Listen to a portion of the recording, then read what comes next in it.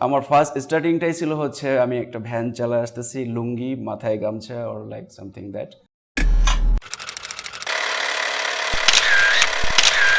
Assalamu alaikum, welcome to Dhallywood Dreams. What is Dhallywood Dreams?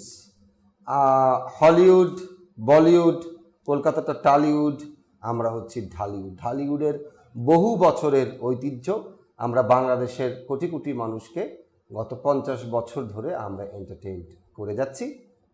এখন ঢালিউড প্রশ্নের সম্মুখীন। ঢালিউড এমন একটা জায়গায় এসে এমন একটা স্পিড ব্রেকারে আটকেছে, স্পিড ব্রেকারটা অনেক বড়। তো সেই স্পিড ব্রেকারটা হচ্ছে ওভারকাম করতে হলে আমরা ভাবছি Dhallywood dreams rebranding Bangladeshi cinema. What is rebranding Bangladeshi cinema? স্বপ্নবাজ যে মানুষগুলো আছে বর্তমানে, প্যাশনেট এবং অ্যাসেট বলতে পারি, বর্তমানের অ্যাসেট, ভবিষ্যতের বাংলা সিনেমার অ্যাসেট, সেই সমস্ত অ্যাসেট ট্যালেন্টগুলোকে নিয়ে এসে পরিচয় করে দেওয়া, তাদের কাছ থেকে শোনা তাদের স্বপ্ন এবং তাদের পরিকল্পনা কী। তো সেই হিসেবে আমাদের সাথে আজকে আছেন জন জাহিদ। আমার সাথে জন জাহিদের ব্যাপারে বলতে চাই, he is passionate about acting. Say fitness প্রিয় একজন মানুষ। সে আমাদের ইন্ডিয়ান রোডিস পর্যন্ত গিয়েছিল। আমরা সেখানে তার এক্সপিরিয়েন্স শুনবো এবং তার নিজস্ব ব্যক্তিগতভাবে হিউজ এক্সপিরিয়েন্স আছে এবং ঢালিউড ড্রিমসে ঢালিউডের কাছে সে কী এক্সপেক্ট করছে এই গল্পগুলো আমরা জানবো। জন জাহিদ, দর্শক আপনাকে দেখছে, ওয়েলকাম টু ঢালিউড। আসসালামু আলাইকুম ভাইয়া। ইসলাম। ফার্স্ট অফ অল হচ্ছে বলতে চাই আমার কাজের এক্সপিরিয়েন্স তো লাইক স্টার্ট আমার অনেক আগে থেকে বলা যায়, বাট আমার কাজ করার সুযোগগুলো হয়ে ওঠে নাই। ফার্স্ট অফ অল নিজেকে প্রস্তুতি করেছো, তুমি নিজেকে প্রস্তুতি তুমি করার ব্ল্যাক বেল্ট হোল্ডার অ্যান্ড তুমি ড্যান্স জানো, একটা আর্টিস্টকে যে প্রিপারেশন নেওয়ার যা দরকার তুমি রেডি হয়েছো তোমার পারফরমেন্সগুলোর জন্য। এখন অ্যাক্টিং স্কিল, এমনকি তুমি এত প্যাশনেট ছিলে যে তুমি মুম্বাইয়ের রোডিস শো পর্যন্ত গেছো বাংলাদেশের পক্ষে। এই গল্পটা শুনতে চাই, রোডিসের গল্পটা, কেন রোডিসে যাওয়া হলো? অ্যাকচুয়ালি কারণ ফার্স্ট অফ অল সব কিছু প্যাশন থেকেই ছিল। সো আমি যখন বম্বেতে ছিলাম তখন রোডিসের তাদের প্রোগ্রামটা স্টার্ট হচ্ছিল, অডিশন রাউন্ডটা স্টার্ট হচ্ছিল। সো ফর্চুনেটলি আমি এটাতে অ্যাডমিশন লাইক রেজিস্ট্রেশন করে নিই। তো পরে এখান থেকে আমি পার্টিসিপেট করি। সো এটার experience is very nice. Like তারা হচ্ছে যে like they guys are very professional কাজের ব্যাপারে। সো তাদের জায়গায় মেইন ফ্যাক্ট হচ্ছে যে ট্যালেন্ট। হ্যাঁ, সো তারা সবসময় ট্যালেন্টটাকেই প্রেফার করে, মূল্যায়ন করে। So it's like that. Okay.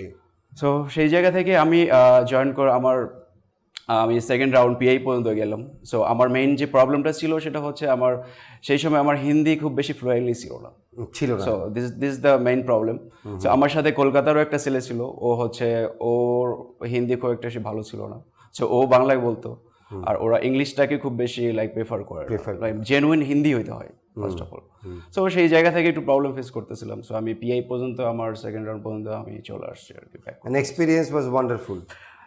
Definitely. Experience was definitely wonderful because they guys are very professional, and then তারা আমি এখান থেকে যেটা দেখলাম যে তারা যে কাজগুলো করে বেসিক্যালি, অথবা তাদের যে সিলেকশন, তাদের যে প্রসেসিং, একটা রিয়েলিটি শো করতে গেলে কিভাবে প্রসেস করতে হয়।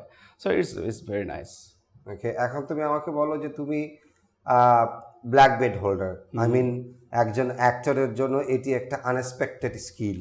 ইভেন দো তুই দীর্ঘদিন ড্যান্স করেছো, ড্যান্স শিখেছো, আমি তোমার ক্লিপও দেখেছি, সুন্দর নাচো, একজন অ্যাক্টর, বলিউড হিরো যদি বলি আমরা, সেই হিসেবে এই দুটো চমৎকার স্কিল যেটা তোমার ফাইটে লাগবে এবং নাচ যেটা পারফরমেন্সে লাগবে। বাকি থাকলো তোমার অ্যাক্টিং স্কিল। আসলে তুমি তোমার অ্যাক্টিং করার প্যাশন কতটুকু, আর সেই হিসেবে তোমার প্রবলেমগুলো তুমি কি ফেস করছো এবং এই ব্যাপারে তোমার কি মত? ওয়েল, ফার্স্ট অফ অল হচ্ছে যে আমি যদি বলতে চাই যে লাইক আমার মিডিয়ার যে ইচ্ছাটা মানুষের মধ্যে ফার্স্ট চলে আসে। সো এটা হচ্ছে আমার স্কুল লাইফের পর থেকে, কলেজ লাইফের ফার্স্ট থেকে। সো এটা হচ্ছে আমার ডান্স থেকে স্টার্ট। সো আমার মিডিয়ার ইনভলভমেন্টটা হচ্ছে ডান্স থেকে। ফার্স্ট যদি আমি বলি যে আমি ক্যামেরার সামনে কি করছি, লাইক আমি ক্যামেরার সামনে ফার্স্ট দাঁড়াইছি আমার স্টেজ পারফরমেন্স দিয়ে। বাহ। সো আমি ফার্স্ট ডান্স থেকে ডান্স থেকে আমার স্টার্ট করা। সো আমি এটা বলতে চাই, আমি ডেফিনেটলি আমার জন্ম কখনোই ভুলতে চাই না। সো এটা হচ্ছে রংপুরের হাটটাস থেকে আমি এটাকে ফার্স্ট স্টার্ট করেছি। বাহ, সো এটা মেবি আমি সোহাগ ভাইকে ডেফিনেটলি থ্যাঙ্কস জানাতে চাই। সো হয়তো ওই সোহাগ ভাইয়ের জন্য আমি আজকে এইখানে, অথবা আমি মিডিয়া ইন্ডাস্ট্রিতে। সো ডান্সটা এখান থেকে, তারপর ঢাকা মুভ করা, তারপর আমার স্টাডি কমপ্লিট করা, সো সব কিছু মিলে একটু গ্যাপ ছিল। তো ডান্সের পরে হচ্ছে আমি তারপর আমার স্টাডি কমপ্লিট হওয়ার পরে এটা হচ্ছে 2016 হবে। সো আমি মুম্বাই চলে যাই। তো মুম্বাই যাওয়ার পরে এর ভিতরে তুমি জিম করো, এগুলোর প্রতি তোমার জিমটা আমার প্যাশন। আমি জিম করি লাইক কলেজ লাইফের ফার্স্ট থেকে। বাহ, এনিওয়েজ, বাহ। সো এটা আমার প্যাশন। সো এটা আমার সাথে রেগুলার থাকে। সো আমি যেটাই করি না কেন, আমার ওয়ার্কআউট, আমার জিম, সো এটা ইটস লাইক থাকতেই হয়। সো তারপর যেটা হলো যে আমি মুম্বাই চলে যাই। সো আমার ইচ্ছা ছিল, আমার প্যাশন ছিল যে আমি বেটার কিছু করব। বেটার কিছু শেষ নেই, বাট বেটার হওয়ার জন্য ইম্পর্টেন্ট হচ্ছে যে কোয়ালিটি। সো আমি যদি বেটার কোয়ালিটি, আমি যদি ক্যাপাবল হই, আমি যদি কোয়ালিটিফুল হই, সো হোয়াই নট আমি ভালো কাজ করবো না। বাট বাংলাদেশে তুমি নিজেও যদি চাও যে আমি অ্যাক্টিং ভালো করতে চাই, শিখতে চাই, কোনো জায়গা আছে কিনা এই ব্যাপারে তুমি কি করবা? বাংলাদেশে ডেফিনেটলি অ্যাক্টিং শেখার জায়গা আছে। আমি যতটা জানি আমাদের যে থিয়েটারগুলো আছে, সো ডেফিনেটলি অ্যাক্টিং শেখার জায়গা আছে। বাট আমি যদি বলি যে বাংলাদেশে মার্শাল আর্ট, বাংলাদেশে ডান্স, লাইক সো এই জায়গাগুলোর জন্য আমার কাছে বেস্ট মনে হচ্ছে যে লাইক বাইরের দেশ, লাইক বোম্বে অর লাইক ইন্ডিয়ার যে কোনো। বাট তোমার থিয়েটারের পারফরমেন্স অ্যাক্টিং আর টেলিভিশন ফিল্ম পারফরমেন্স অ্যাক্টিং অনেক ডিফারেন্স, অনেক ডিফারেন্স আছে। থিয়েটারে তুমি যখন স্টেজ শো করবা তখন তোমাকে অনেক উঁচুতে কথা বলতে হবে যেন শেষের দর্শকটাও শোনে। সিনেমাতে কিন্তু তা না। সিনেমা ইটস অডিও ওয়েভ যেরকম নামে, এরকম অ্যাক্টিং, থ্রোয়িং, ডায়লগ থ্রোয়িং, এগুলো খুব পরিমিত হতে হয় যাতে তার সাথে মিউজিক দিয়ে পুরো সিচুয়েশনটাকে তুলে আনতে পারে। Exactly. So film is different. তো সেই হিসেবে ধরো তোমাকে যদি বড় একটা ফিল্মে কেউ চান্স দেয় এবং সেখানে অনেক ভেরিয়েশনের অ্যাক্টিং আছে, তো সেক্ষেত্রে তুমি এটাকে কিভাবে অ্যাডপ্ট করবে? ওয়েল, সো এইটা ফার্স্ট অফ অল হচ্ছে যে আমি বলবো যে আমি একদমই নিউ। আমি ফিল করি যে রাইট নাও আই এম একদমই বেবি। সো আমার এখন অনেক কিছু শেখার বাকি আছে। সো আমি শিখতে চাই যে লাইক শেখার জায়গাটা ডিপেন্ড করবে যে আমি কোথায় শিখবো। সো শেখার জন্য মানে কমপ্লিটলি সোর্সটা আমার দরকার, রাইট? সো আমার কাছে মনে হয়েছে যে সেই জায়গাটা আমাদের দেশে অ্যাক্টিংয়ের জায়গাটা ঠিক আছে, অথবা অ্যাক্টিংয়ের জায়গা থেকে অ্যাক্টিংয়ের স্কুল আছে, বাট আমার ইচ্ছাগুলো একটু ডিফারেন্ট ছিল। যে লাইক আমি কিভাবে মুভ করতে চাই, যে আমার টেস্ট কি, যে আমি কিভাবে এটা করতে চাই। সো আমাদের বাংলাদেশে রেগুলার যে কাজগুলো হয়, বাংলাদেশ বেস যে কাজগুলো হয়, অ্যাজ ইউজুয়াল হয়। সো আমার কাছে মনে হতো যে আমরা তো বাইরের দেশে মুভিও দেখি, লাইক তামিল দেখি, বলিউড দেখি, হলিউড দেখি। সো সেখানকার অ্যাক্টর অ্যাক্ট্রেসরা কেমন, লাইক তাদের বডি ল্যাঙ্গুয়েজ কি, তারা কিভাবে নিজেকে লাইক হচ্ছে ক্যামেরার সামনে শো করে, এবং তাদের স্টাইল কি, তাদের বডি লাইক পশ্চার কি, সব কিছু মিলে লাইক আমি এই ব্যাপারগুলো খুব বেশি ফলো করতাম। তো আমার কাছে তখন মনে হয়েছে যে লাইক এটার জন্য fitness is very important. Of course. So সেই জায়গা থেকে ফিটনেসটা তো ডেফিনেটলি দরকার। সো এটা হচ্ছে আমার সাথে, এটা আমি সবসময় ক্যারি করার ট্রাই করি। সো তারপরে আমার যেটা ভালো লাগতো, অথবা তারপর যেটা আমার কাছে মনে হলো যে যেটা দরকার, যে একটা আর্টিস্ট, একটা হিরো, লাইক কমপ্লিটলি একটা আর্টিস্ট হওয়ার জন্য যে জিনিসগুলো দরকার, like proper dance, proper martial art, proper acting, তো ডেফিনেটলি। সো আমার কাছে এই জন্য মনে হয়েছে যে আমি মার্শাল আর্ট, ডান্সের জায়গাটা আরও বেশি ডেভেলপ করতে চাই, আরও বেশি ডেভেলপ করবো।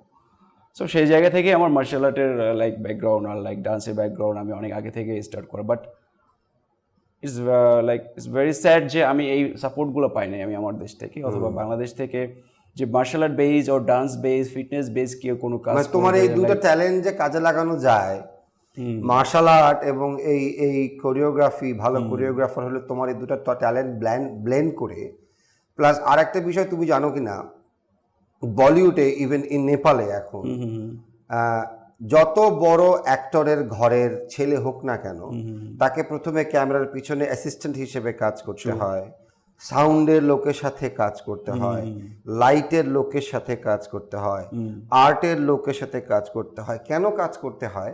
যে এগুলো যখন তুমি ক্যামেরার সামনে দাঁড়াবে, যে ক্যামেরার সামনে তুমি বসে আছো, রাইট, তুমি একটা চেয়ারের উপর বসে আছো, এই চেয়ারটা কি কালারে, তার সাথে আমার কি কস্টিউম পরা উচিত, এই সেন্স ওর গ্রো করে, এই লাইটে আমি কিভাবে ফেস লাইট নিব, এইটা অনেক ডিপেন্ড করে।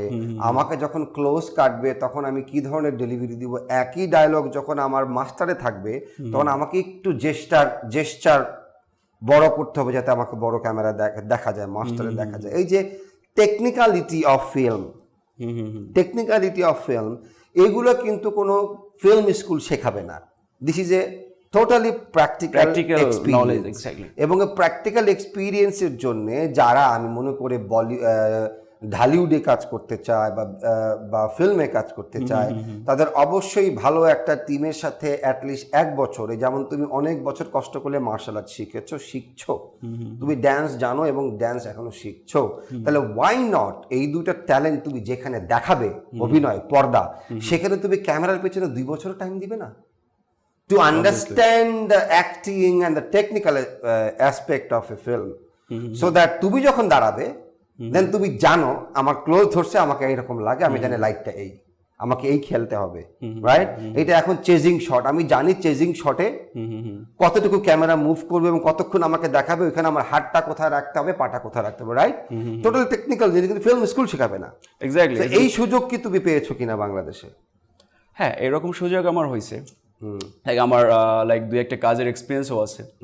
সো আমি 2টা মুভিতে আমার কাজ করার সুযোগ হয়েছিল সামহাউ। সো সেখান থেকে আমার যে এক্সপিরিয়েন্সটা হচ্ছে যে কাজের পারপাসে তো প্র্যাকটিক্যাল এক্সপিরিয়েন্স একটা আছে, বাট এটার বাইরেও আমি আরেকটা মুভি হচ্ছিল নবাব এলএলবি, এটা অনন্য মামুন ভাইয়ের নবাব এলএলবি। সো এই মুভির আমি কোনো কাস্টিংয়ে ছিলাম না, অর্থাৎ এই মুভির আউট অফ সাইট, লাইক এই মুভির সাথে আমার কোনো কানেকশন ছিল না, বাট এই মুভির প্রত্যেকটা শুটিং স্পটে আমি ছিলাম। এটা এই জন্য ছিলাম যে লাইক আপনি যেটা একটু আগে বললেন যে এটার লাইক কোন লেন্সে কতটুকু মুভ করতে হবে, কোন লাইটটা কিভাবে নিতে হবে, সো এই জিনিসগুলো বোঝার জন্য বেসিক্যালি। সো হ্যাঁ, এটার এক্সপিরিয়েন্স তো একটু হলেও আছে। আচ্ছা, আর একটা হচ্ছে টিমের ভেতরে থেকে তোমার দায়িত্ব নিয়ে কাজ করা, এইটা আমার এটা খুব জরুরি প্র্যাকটিক্যালিটির জন্য, অ্যাক্টর অ্যাক্ট্রেসদের জন্য। আমি চাই, আমি বেসিক্যালি আমি লাইক এই জিনিসগুলো চাই, শিখতে চাই, লাইক এই সোর্সগুলো চাই, অপশনসগুলো চাই, সুযোগগুলো চাই। সেই তো এগুলো এই তোমার স্বপ্ন, তোমাকে কোথায় দেখতে চাও? তুমি ঢালিউড ড্রিমসে এসছো, right? You are in Dhallywood dreams. So ঢালিউডকে তুমি কিভাবে দেখো এখন, এবং এই ঢালিউডের সাথে তোমাকে কিভাবে ফিট করতে চাও? ঢালিউড ড্রিমসের ফার্স্ট অফ অল হচ্ছে যে লাইক ঢালিউড, তারপরে ড্রিমস। সো ঢালিউড তো like you guys are, so dreams হচ্ছে যে লাইক আমরা, সো আমরা স্বপ্ন দেখতে চাই, আমরা স্বপ্ন দেখি। সো এটা যখন একসাথে ম্যাচ করে, so it will be doing something, like এটা হয়ে যায়। সো সেই জায়গা থেকে আমি ঢালিউডের জন্য আমি ফিল করি এইরকম যে যদি ক্যাপাবিলিটি থাকে আমাদের দেশে, সো আমাদের দেশে বসেই আমাদের দেশে বসে বলিউডের লাইক তামিলের মুভি বানানো পসিবল। হলিউডটা আমি পরেই বলি, so Hollywood is not a like cup of T, that's exactly is that big thing. So আমাদের দেশে বসে লাইক হচ্ছে আমরা এই টাইপের আমি এটা বিলিভ করি যে আমাদের দেশে লাইক সুপার ট্যালেন্টেড ডিরেক্টর আছেন আমাদের দেশের। লাইক আমি জানি না কেন লাইক কিছু কিছু ব্যাপার ল্যাকিংস থাকে, লাইক বাজেটের প্রবলেম থাকে, অর লাইক সামথিং সামহাউ জিনিসগুলো। সো আমার কাছে মনে হয় যে এই জায়গাটায় আমরা তো বাংলাদেশি, সো আমরা চাইলেও বাংলাদেশে অনেক কিছু করতে পারি না।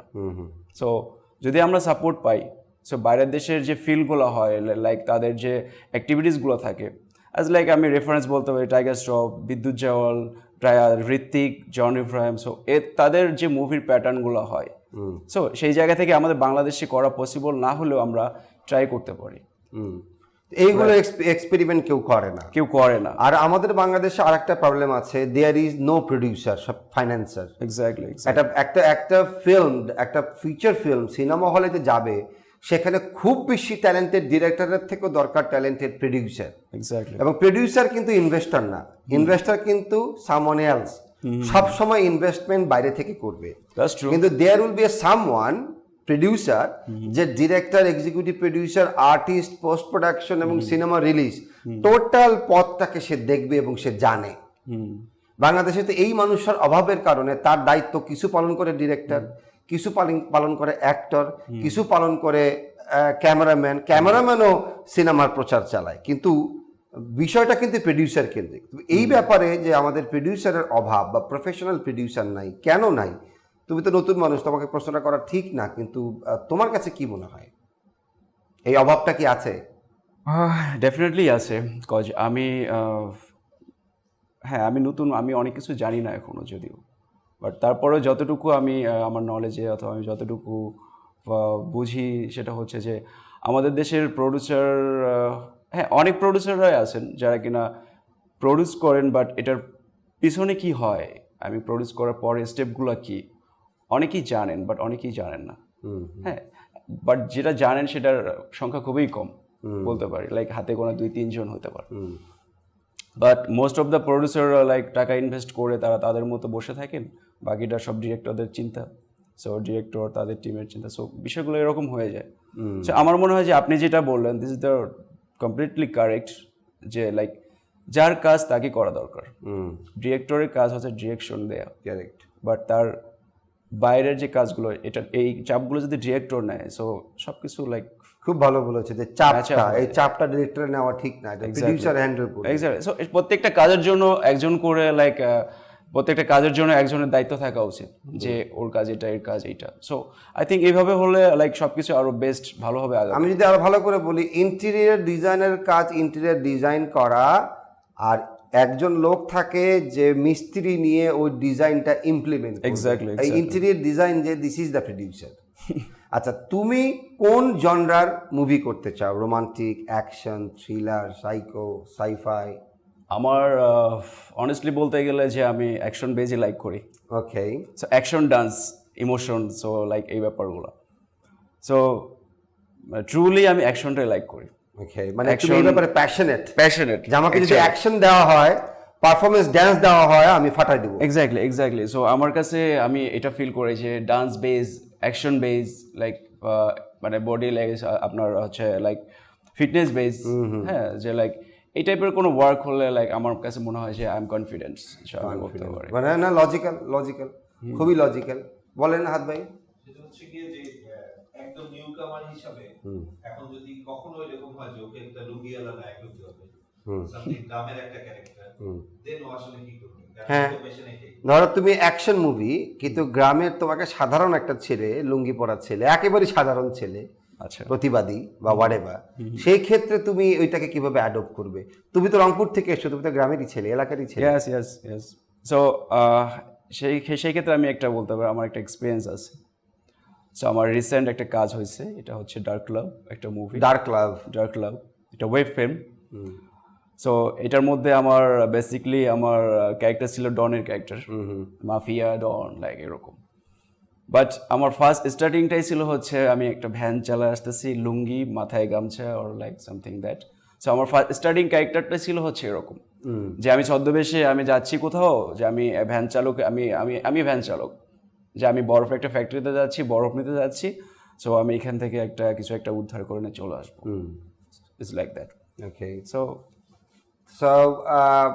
তুমি এখন হাঁটি পা করছো, এবং তুমি নিজেকে বলছো যে আমি নিজেকে গুছাচ্ছি, কিন্তু আমি আরো বড় লোড নিতে চাই, রিস্ক নিতে চাই, আরো শিখতে চাই, কিন্তু আমি বলিউডেই থাকতে চাই। ডেফিনেটলি। এক্সেলেন্ট। বলিউড ড্রিমসের পক্ষ থেকে তোমাকে অনেক অনেক শুভেচ্ছা, আর ঢালিউড ড্রিমসের পক্ষ থেকে তোমাকে অনেক অনেক শুভেচ্ছা এবং শুভকামনা। Thank you. আশা করি তোমার ড্রিম সাকসেস হবে, এবং তুমি নিজেকে আরো গোছাবে, এবং তোমাকে আমরা এখানে একদিন একটা ব্লকবাস্টার মুভির হিরো হিসেবে আমরা প্রাউডলি ইনভাইট করব। যে আমাদের থ্যাংক ইউ ব্রাদার। যেই স্বপ্ন ছিল, যে স্বপ্ন আজকে আমাদের অডিয়েন্সদের বললেন, আমাদের অডিয়েন্সরা শুনলেন, তাকে দেখলেন, তিনি জানলেন যে সে ব্ল্যাক বেল্ট হোল্ডার, সে ড্যান্স জানে, এবং সে এটা এই দুটোর মধ্যেই আছে, এবং তার অনেক ক্ষুধা আছে, স্বপ্ন আছে, যেগুলো সে সুযোগ পেলে বাস্তবায়ন করবে। সো ঢালিউড ড্রিমসে আমরা আমাদের ঢালিউড ড্রিমসের যে পরিকল্পনা, দ্যাট ইজ স্বপ্নবাজ মানুষ, নতুন মানুষ, পুরনো মানুষ, কিন্তু স্বপ্ন দেখা ছাড়েনি, এবং তার স্বপ্ন বাস্তবায়ন করার জন্য সে বহুদূর যাবে, বহুদূর এসেছে, আরো বহুদূর যাবে। এই যে যে প্যাশনেট মানুষগুলো যারা এখনো ঢালিউডে ড্রিমস দেখে, তাদেরকে নিয়ে আমাদের বাংলা মুভির নতুন রিব্র্যান্ডিং বাংলা সিনেমা করা জরুরি, এবং এদের মধ্যে একটা কমিউনিটি একটা গড়ে তোলা উচিত, গড়ে ওঠা উচিত, যাতে ট্যালেন্টেড মানুষগুলোকে আমরা কাজে লাগাতে পারি। আর আমাদের অভিজ্ঞ অভিনেতারা যারা আছেন, আমাদের পুরনো মানুষজন, তাদের সান্নিধ্যে এসে তাদের সাথে মিশে তারা অনেক কিছু শিখবে। নতুন পুরাতন মিলে আমরা রিব্র্যান্ডিং বাংলা সিনেমা করব। আপনারা আমাদের সাথে থাকবেন, আমাদের অনুষ্ঠান দেখবেন। আগামী অতিথি, ইফ ইউ ডোন্ট মাইন্ড, আমি কি আপনার সাথে একটা শেয়ার করতে পারি Sure. কথা? সো আমার অনেক দিন থেকে আমার মনের মধ্যে একটা কোশ্চেন লাইক এরকম। সো আপনি যদি পারমিশন দেন আমি Sure, করতে চাই। sure. So if you don't mind, please. আমার কাছে মনে হয় যে লাইক আমরা আমাদের বাংলাদেশের জনসংখ্যা কত? 16 কোটি 17 কোটি। 16-17 কোটি। সো আমাদের দেশের সিনেমা ইন্ডাস্ট্রি মানে খুব বেশি আপডেট না।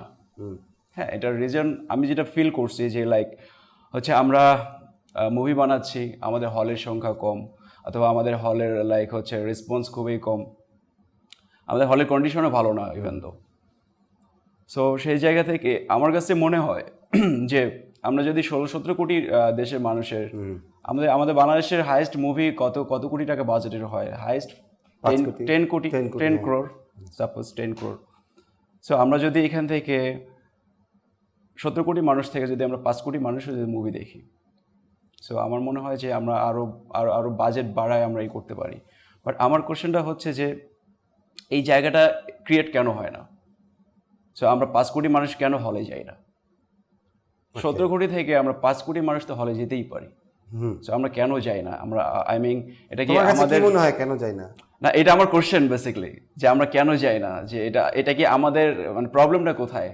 আমাদের প্রবলেম হচ্ছে রিব্র্যান্ডিং এ। এবার তোমাকে বলি রিব্র্যান্ডিং কাকে বলে। আজ থেকে 15 বছর আগে বাংলাদেশ বেতারে প্রতিদিন সিনেমার গান চলতো। বড় বড় নিউজ পেপারে, পুরো নিউজ পেপার জুড়ে বিজ্ঞাপন আসতো। ওকে, টেলিভিশনের সংখ্যা ছিল কম, সিনেমার টাকা দিয়েই পত্রিকা চলতো, সিনেমার গান দিয়েই রেডিও চলতো।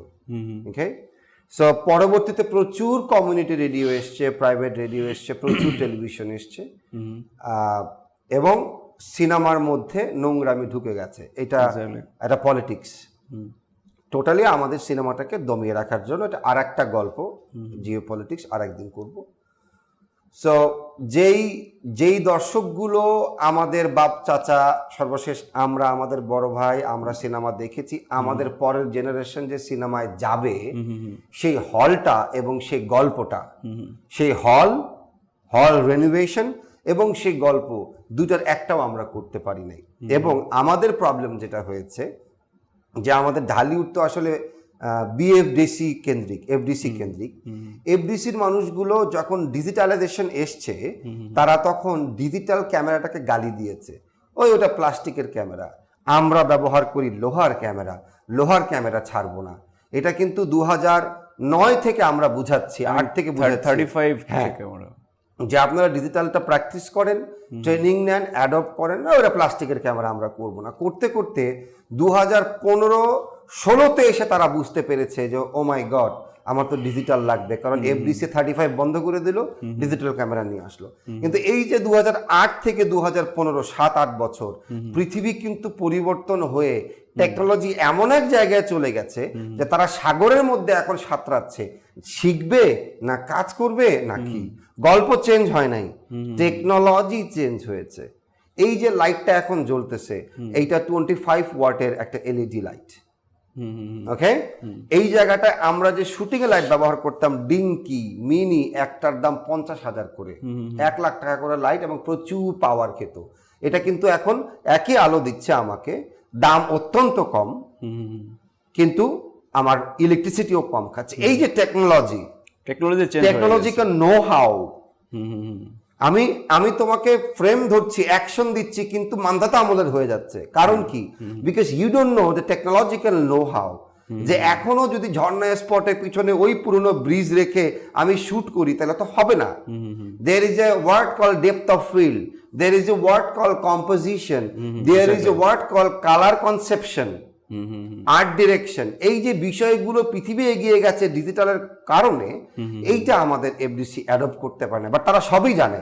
তাদের অ্যানালগ বুদ্ধি, অ্যানালগ নলেজ থেকে এই একই নলেজটা যে ডিজিটালি ট্রান্সফর্ম করতে তারা 7-8 বছর দেরি করে ফেলছে। যার ফলে আমাদের মূল যে বড় একটা অংশ যারা সিনেমা প্রডিউস করে, সিনেমা হিউজ পরিমাণ সিনেমা প্রডিউস করে, তারা সিনেমা প্রডিউস করলেও সেটা মানুষের কাছে আর যেতে পারে নাই। তুমি তোমার উত্তরটা পেয়েছো? Yup. So that's the problem. তো আমরা এখন ওই যেখানে আমরা পারি নাই 2021-এর পরে আমরা আর বলতে চাই না যে আমরা পারি না, আমরা রিব্র্যান্ডিং করতে চাই বাংলা সিনেমা। নতুন ট্যালেন্টেড ডিরেক্টর, সিনেমাটোগ্রাফার, আর্টিস্ট, পুরনো সবাই মিলে যারা স্বপ্ন দেখে ঢালিউড ড্রিমসের, তাদেরকে আমরা ঢালিউড ড্রিমসে আমন্ত্রণ করে তাদেরকে বলতে চাই, let's start again. That's great. That's very great. তো আমরা আজকে বিদায় নেই। হ্যাঁ, তো ঢালিউড ড্রিমসের আগামী পর্বে আবার দেখা হবে। ওর একটা প্রশ্ন ছিল, চমৎকার প্রশ্ন। আমি আশা করি এরকম প্রশ্নের ক্ষুধা থাকা উচিত, তাতে এইটা নলেজ গ্যাদার হয়। আপনারা সবাই ভালো থাকবেন, সুন্দর থাকবেন, ঢালিউড ড্রিমসের সাথে থাকবেন, বাংলা সিনেমার সাথে থাকবেন, বাংলা সিনেমা দেখবেন। আমরা বিশ্বাস করি বাংলা সিনেমা নিউ রিব্র্যান্ডিংয়ের দরকার, রিব্র্যান্ডিং বাংলা সিনেমা। ভালো থাকবেন, আসসালামু আলাইকুম।